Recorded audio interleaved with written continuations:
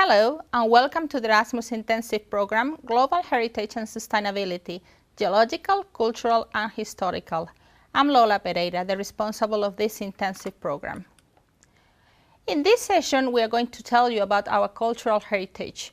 In previous sessions, we were focused mainly in architectonic heritage, but cultural heritage is part of what we are now. So we are going to visit some museums, some historical quarries, some historical buildings, and some other historical constructions.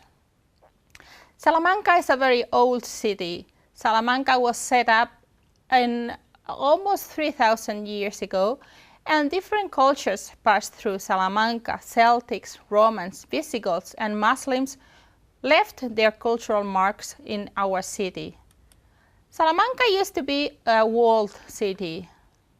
It was surrounded by a wall, but because the expansion of the population in the 19th century, part of the wall was demolished. However, we still preserve part of this wall, which is used to build magnificent buildings, magnificent houses that we will be visiting. Salamanca had rich periods and poor periods, but probably the most rich period that we find in Salamanca is the installation of the university in 1218. That is almost 800 years ago. We will visit the university building because the facade is one of the best examples of the Plateresque style, but as well because on the facade we will find an icon of our city, the frog on the skull. You will have to find it because your luck from then on will depend on whether you are able to find the frog or not, or so the legend says. We will visit the historical city by foot and by the touristic train, and you will have the opportunity to see many different historical buildings in Salamanca, which make a very beautiful place to live. All the historical buildings were built using the local stone. Salamanca is placed on top of some conglomerates cemented with opal. This cementation with opal make a very good, very strong rock. So the architects used all the quarries that were surrounding the city. However, these quarries finished somehow, and because the population was extended outside the wall, the architects knew to go farther away to find more quarries. We will visit some of these quarries of opal cemented conglomerate, but the architects knew that there were some other good stones as well, a bit farther away. The golden sandstone. The golden sandstone is an arcosic sandstone that has a yellowish color with a very specific feature, and this is why Salamanca looks like a golden city at some times of the day. But the sandstone was not good enough for some parts of the constructions, so the architects knew that they wanted some stronger rock. They wanted the good granites, and the good granites were farther away from Salamanca. We will visit some of these quarries, which are about 60 kilometers away from Salamanca. It's not a long distance, but we have to think that centuries ago, the only transportation method was the animal-drawn carts. That took a long effort and a lot to bring all these animals with the blocks of granite.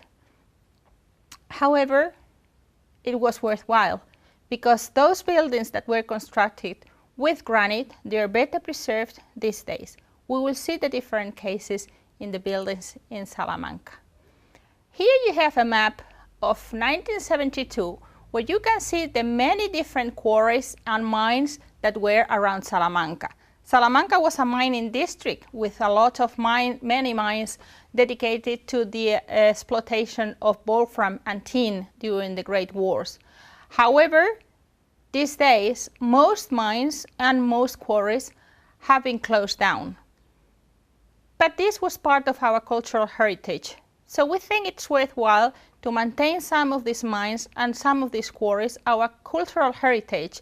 In fact, we are proposing to name some of these quarries as historical quarries because they were the quarries where the stone was quarried to use in our historical buildings, and that is the stone that should be used in restoration. And sometimes architects are not using this stone. We will see the effect of this behavior. In past intensive programs, we had visited some fortresses and military architecture to see how the architects centuries ago knew what kind of local stone to use to construct these magnificent buildings and constructions. They have these military constructions that have to pass through different sieges, battles, and wars. However, during this intensive course, we are going to dedicate our last trips to the heritage related to art. We will visit the city of Béjar, 60 kilometers away from Salamanca. We will see El Bosque, which is a Renaissance garden and a palace, very well preserved these days, but it was about to disappear some years ago, related to the construction boom that Spain suffered.